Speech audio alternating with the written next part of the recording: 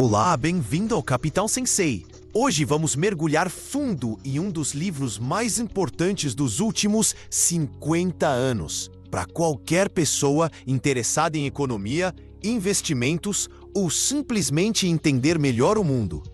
Estamos falando de A Lógica do Cisne Negro, de Nassim Nicholas Taleb.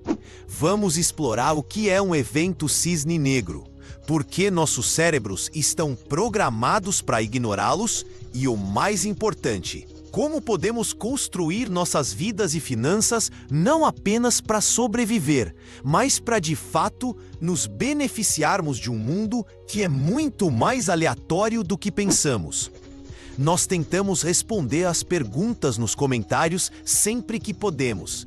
Então, se algo que discutimos hoje despertar uma dúvida, ou se você tiver sua própria história sobre como lidou com um evento totalmente inesperado, por favor, compartilhe abaixo. Suas experiências e dúvidas ajudam todos a aprender e a construir uma comunidade mais inteligente. Vamos começar com uma história. Durante séculos, todos no Velho Mundo, na Europa, conheciam um fato simples e irrefutável. Todos os cisnes são brancos. Cada cisne já observado tinha sido branco. Você poderia ver milhares, até milhões deles, e cada nova observação apenas confirmava esse sólido conhecimento. Era uma verdade tão sólida quanto o chão que pisavam. Então, em 1697, um explorador holandês navegou para a Austrália e viu algo que, segundo todos os relatos, não deveria existir. Ele viu um cisne negro. Em um instante, uma única observação destruiu completamente uma crença que havia sido construída sobre milhares de anos de evidência. Esta é a própria essência da ideia central de Taleb. Um cisne negro é um evento com 3 características específicas. Primeiro, ele é um ponto fora da curva. É algo que está tão distante do campo de nossas expectativas normais que nada no passado poderia ter apontado de forma convincente para sua existência.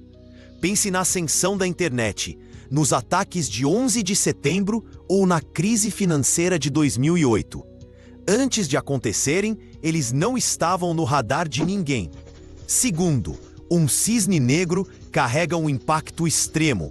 Não é um pequeno contratempo. Ele muda fundamentalmente o jogo.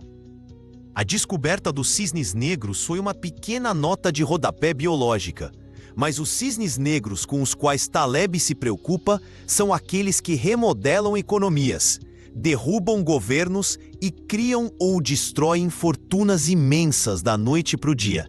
São os eventos que realmente importam na história. E terceiro, e é aqui que a coisa fica realmente interessante para nós, como seres humanos, após o fato, nós inventamos explicações para ele que o fazem parecer previsível. Nossos cérebros anseiam por ordem e narrativa. Então olhamos para trás para o cisne negro e dizemos: "Ah, claro, os sinais estavam todos lá." Isso é chamado de previsibilidade retrospectiva, ou viés da retrospectiva. Nós nos enganamos pensando que entendemos o evento, o que nos torna perigosamente confiantes de que podemos prever o próximo. Mas não podemos. Para entender isso de verdade, Taleb nos dá uma analogia brilhante e um pouco sombria. A história do peru. Imagine um peru que é levado para uma fazenda. Todas as manhãs, um humano amigável aparece e lhe dá comida deliciosa. Da perspectiva do peru, a vida é ótima e melhora a cada dia. Como um bom cientista, o peru coleta dados. Dia 1, alimentado. Dia 2, alimentado. Dia 3, alimentado. Após 100 dias, seu conjunto de dados parece bastante sólido. Após 500 dias, ele se sente extremamente confiante em seu modelo de mundo. Os humanos são seres maravilhosos cujo único propósito é garantir seu bem-estar. Sua confiança nesse modelo se fortalece a cada dia que passa. No 1000º dia, sua crença está no auge. A evidência é esmagadora. E então, no dia seguinte, bem na véspera do Dia de Ação de Graças, algo completamente inesperado acontece. O humano amigável chega, mas não com comida. O Peru está prestes a vivenciar uma revisão massiva de suas crenças. O problema é que essa revisão será a sua última. Este Peru é uma ilustração perfeita do que os filósofos chamam de o problema da indução. Nós usamos informações passadas para fazer julgamentos sobre o futuro. E para o Peru, isso funcionou perfeitamente por 1000 dias. A questão é que o passado, não importa quantos dados você tenha, pode ser um guia terrivelmente enganoso para o futuro, especialmente quando uma quebra estrutural é possível. O modelo do Peru falhou em levar em conta a única informação que mais importava, a única peça que estava completamente fora de sua experiência. Muitos de nós, como investidores e cidadãos, estamos vivendo como aquele Peru.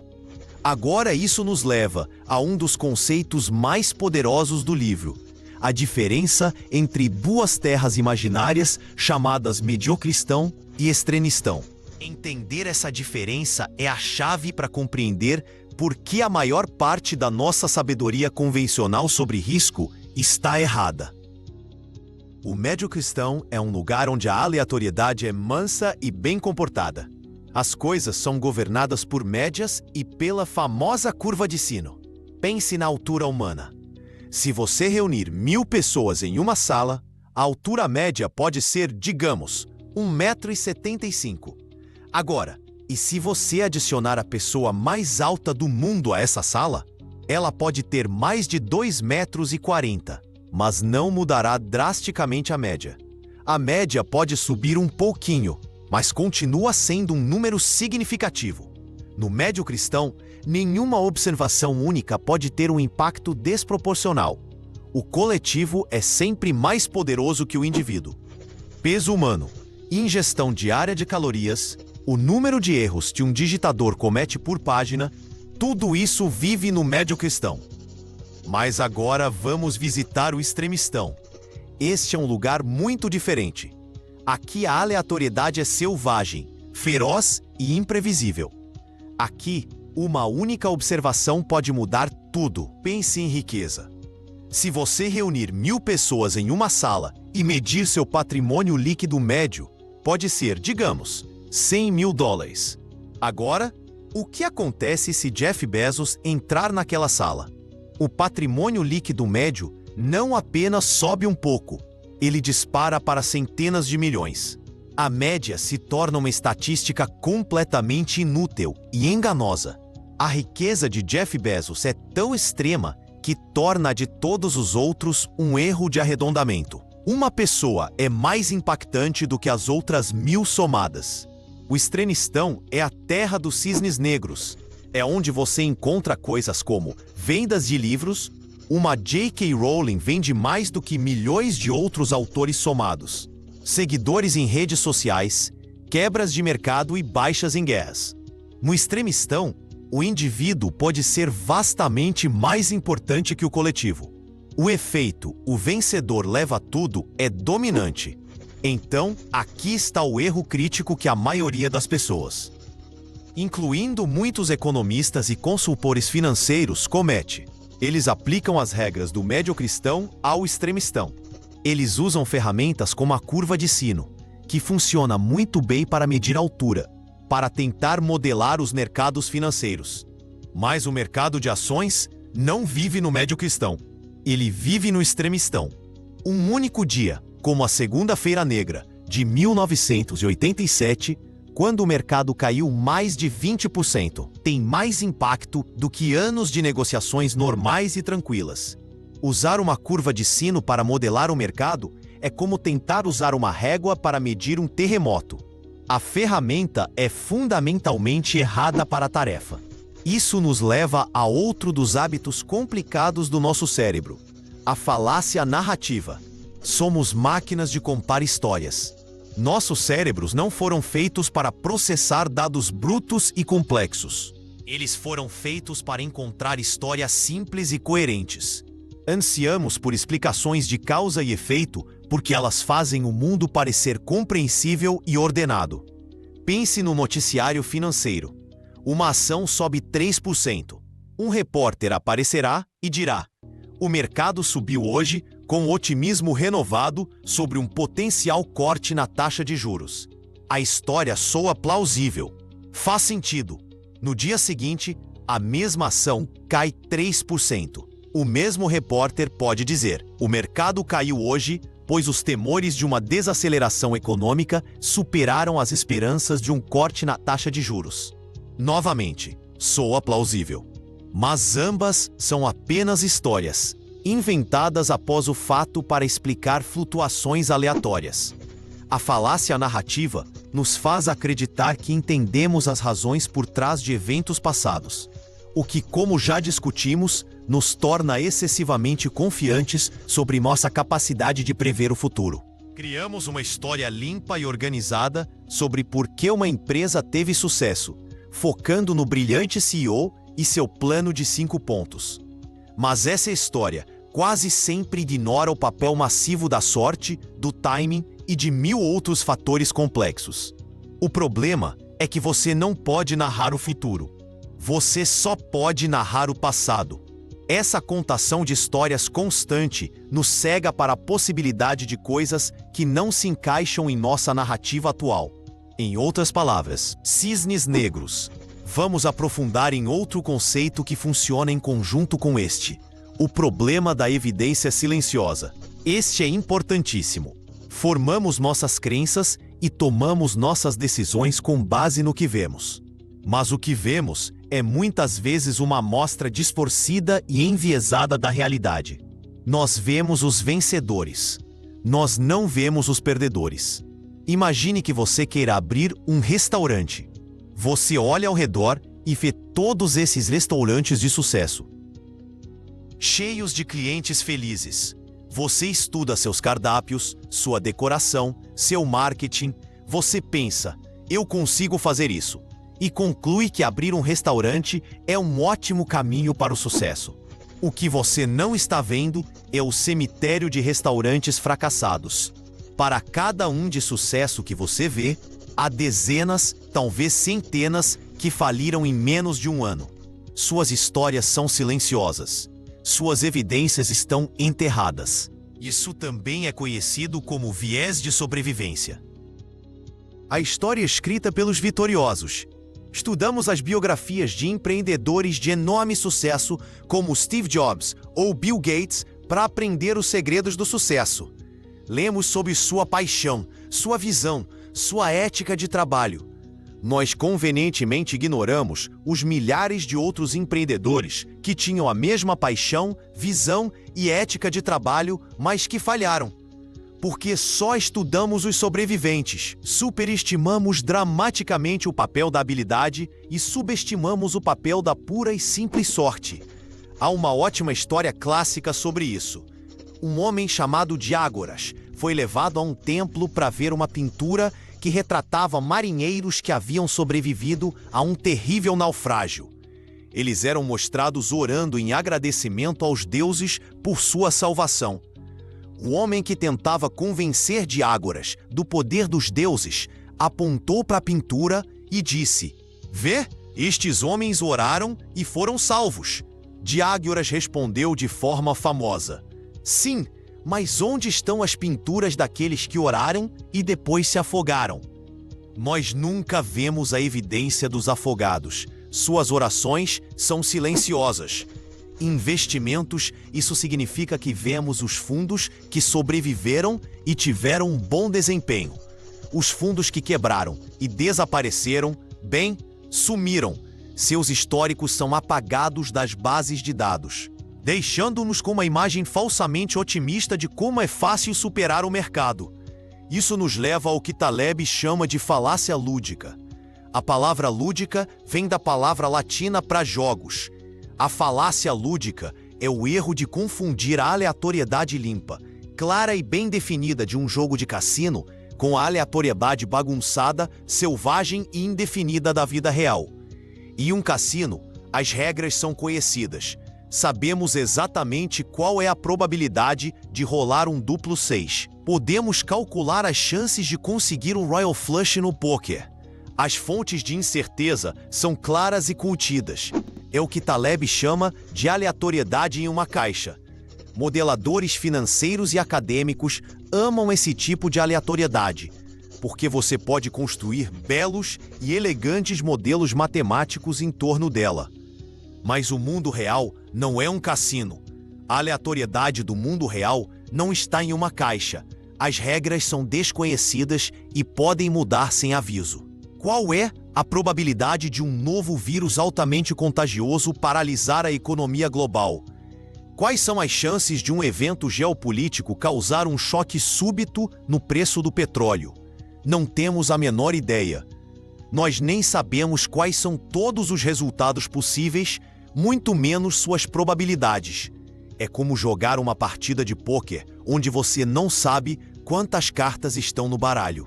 Novas cartas podem ser adicionadas a qualquer momento e as regras sobre qual mão vence qual podem mudar no meio da jogada. A falácia lúdica ocorre quando usamos os modelos do cassino para navegar no mundo real. Um modelo de risco financeiro, que afirma calcular o valor em risco com 99% de confiança, é um excelente exemplo. Ele está assumindo uma aleatoriedade no estilo de cassino. O problema é que todo o dano real acontece naquele 1% dos casos que o modelo ignora. O modelo funciona perfeitamente, como o modelo do peru sobre o mundo, até o momento em que falha catastroficamente. Então, se vivemos em um mundo dominado por cisnes negros imprevisíveis, se nossos cérebros estão programados para nos enganar, e se os especialistas e seus modelos são fundamentalmente falhos, o que diabos devemos fazer? Isso pode soar um pouco deprimente, mas a mensagem de Taleb é, em última análise, de empoderamento. O objetivo não é prever cisnes negros. Ele diz que qualquer um que afirma que pode é um charlatão. O objetivo é construir uma vida e um portfólio que sejam robustos a cisnes negros negativos e expostos a cisnes negros positivos. Vamos falar primeiro sobre ser robusto. Significa que você é antifrágil, um conceito que ele desenvolve em um livro posterior, mas as sementes estão aqui. Significa que você pode levar um golpe e não ser aniquilado. Como você faz isso em suas finanças? Evitando situações em que um único evento pode lhe causar um dano catastrófico e irreversível. O maior erro é assumir riscos ocultos demais, especialmente com alavancagem ou dívida. Você pode estar obtendo retornos constantes por anos, mas você é frágil se uma queda súbita do mercado puder levar a uma chamada de margem que liquida toda a sua conta. Você é o peru. A chave é sempre pensar nas consequências, não nas probabilidades. Esqueça tentar adivinhar qual a probabilidade de uma quebra do mercado.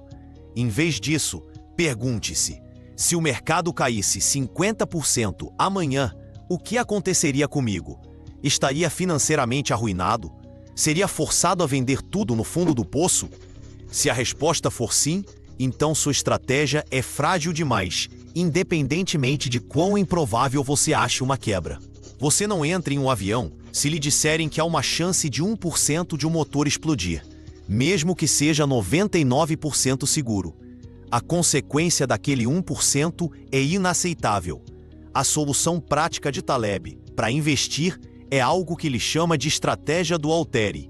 É lindamente simples e contraintuitiva. Imagine um haltere que os levantadores de peso usam. Ele tem pesos nas duas extremidades e quase nada no meio. Seu portfólio de investimentos deveria ser assim. De um lado do haltere, você coloca a grande maioria do seu capital, digamos, 85% ou até 90%, em investimentos extremamente seguros e chatos. Pense em coisas como dinheiro, títulos do tesouro ou títulos do governo de curto prazo. Esta é a sua proteção contra cisnes negros negativos. Se o mercado implodir, esta parte do seu portfólio está segura. Não vai te deixar rico, mas garantirá que você sobreviva. Esta é a sua pilha de não perder. Agora, para o outro lado do haltere. Você pega a pequena porção restante do seu capital, aqueles 10 ou 15%, e a investe em empreendimentos altamente especulativos, de alto risco e alta recompensa. Este é o seu portfólio de apostas de altíssimo risco e retorno. Isso poderia ser investir em um punhado de startups de biotecnologia, comprar ações de empresas muito pequenas e inovadoras, ou mesmo especular em novas tecnologias. A chave aqui é que sua desvantagem é estritamente limitada. O máximo que você pode perder é a pequena quantia que investiu, mas sua vantagem é potencialmente massiva e ilimitada. Se uma dessas apostas especulativas for atingida por um cisne negro positivo, se uma daquelas pequenas empresas se tornar a próxima Amazon ou Google, os retornos podem ser de 100 para 1 ou até de 1000 para 1. Um único sucesso deste lado do haltere pode ter um impacto positivo massivo em sua riqueza geral, mais do que compensando todas as pequenas perdas das outras apostas especulativas que foram a zero. O que a estratégia do haltere evita? Ela evita o meio. Evita os investimentos de risco médio que a maioria dos consultores financeiros promove, como muitos fundos mútuos balanceados ou títulos corporativos. Caleb argumenta que este meio termo é o lugar mais perigoso para se estar. Esses investimentos lhe dão exposição a uma enorme desvantagem de um cisne negro negativo, mas não oferecem a vantagem explosiva e ilimitada do lado especulativo. Ele chama isso de pegar moedas na frente de um rolo compressor. Você obtém ganhos pequenos e constantes por um tempo, e então, um dia, o rolo compressor de um cisne negro aparece e te achata. Essa lógica do haltere pode ser aplicada a muitas áreas da vida, não apenas aos investimentos. Pense em sua carreira. Um emprego seguro em uma grande corporação pode parecer o meio do haltere, mas é realmente seguro? Você pode ser demitido em uma reestruturação corporativa, um cisne negro para suas finanças pessoais. Uma estratégia de haltere para uma carreira poderia ser ter um emprego principal estável e razoavelmente seguro, o lado seguro. Enquanto passa suas noites e fins de semana trabalhando em um projeto de paixão ou um pequeno negócio paralelo, o lado especulativo. O negócio paralelo pode falhar, mas se decolar, pode mudar sua vida. Isso leva a outra lição importante: a importância da redundância e de evitar a superotimização. Em nossa cultura, a eficiência é rainha. As empresas tentam cortar cada grama de gordura, operar com estoques just in time e espremer até a última gota de produtividade de seus sistemas. Isso parece ótimo em uma planilha em tempos normais, mas um sistema superotimizado é incrivelmente frágil. Uma empresa com zero estoque extra é super eficiente até que um único navio fica preso em um canal e toda a sua cadeia de suprimentos para. Uma pessoa que agenda cada minuto de seu dia é altamente produtiva, até que uma emergência inesperada, um filho doente, um carro quebrado, joga todo o seu sistema frágil no caos. Redundância é o oposto disso. É ter extra. Dinheiro extra no banco para emergências. Uma segunda fonte de renda. Um servidor de backup, uma despensa com comida extra. Pode parecer ineficiente para uma planilha, mas a redundância é o que permite que você sobreviva a um cisne negro. É uma forma de seguro contra o desconhecido. Trata-se de criar amortecedores em sua vida. Finalmente, o trabalho de Taleb é um poderoso chamado para um certo tipo de humildade intelectual. Trata-se de ser profundamente cético em relação a qualquer um que afirme ser capaz de prever o futuro, especialmente em domínios complexos como economia e política. Ele demonstrou de forma famosa que as previsões dos chamados especialistas muitas vezes não são melhores e às vezes piores do que o acaso. O problema não é apenas que eles estão errados. O problema é que nós acreditamos neles e construímos nossos planos em torno de suas previsões falhas, tornando-nos mais vulneráveis. Em vez de ouvir previsões, devemos observar quão frágeis ou robustas são as posições das pessoas. Não pergunte a um gestor de fundos o que ele acha que o mercado fará no próximo ano. Pergunte-lhe o que aconteceria com o seu fundo se o mercado caísse 40%. A resposta dele lhe dirá tudo o que você precisa saber sobre a seriedade com que ele leva a possibilidade de um cisne negro. Então, para encerrar, A Lógica do Cisne Negro é um livro profundo e perturbador. Ele nos diz que a história não é uma marcha suave e previsível, mas uma série de solavancos e saltos impulsionados por eventos massivos e inesperados. Ele revela que nossas mentes estão cheias de vieses: a falácia narrativa, o viés de sobrevivência, a falácia lúdica, que nos tornam cegos a essa realidade fundamental. Vivemos no extremistão, mas agimos como se estivéssemos no mundo gentil e previsível do mediocristão. Mas a mensagem não é de desespero. É um guia para navegar em um mundo incerto. Trata-se de mudar nosso foco da tarefa impossível de prever para a tarefa prática de se preparar. Trata-se de abraçar uma estratégia, como a do Altair, que nos protege de falhas catastróficas, enquanto nos dá um bilhete para surfar na onda de surpresas positivas. Trata-se de entender que o que não sabemos é muito mais importante do que o que sabemos. O mundo continuará a nos lançar cisnes negros. Eles são uma parte inerente de como as coisas funcionam. Você não pode impedi-los e não pode prevê-los. Pare de tentar encontrar o próximo cisne negro e, em vez disso, comece a construir sua arca.